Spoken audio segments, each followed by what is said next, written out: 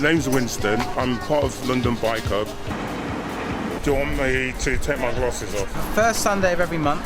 Carry out bike checks, 10 a.m. to 1 p.m. bike repairs. The last one this year is in October. It's anyone who's got a bike, who's got a problem with it. If you can see that, that means it's okay. They can stop by.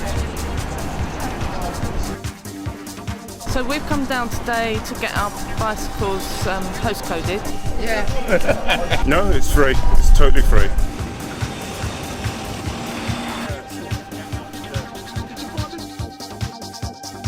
Yeah. Got some pole dancing.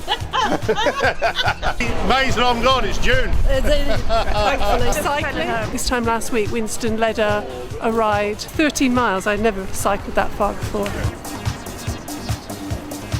Go on YouTube and just ask, how do I clean rust off a bike? Yeah. And they'll show you. Okay.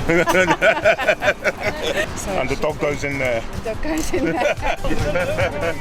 It's for everybody. Part of what this is about to encourage cycling because of the benefits it brings to the individual and the community. It's you! Oh my god, this is your bike! Oh my god! And that's basically what we do.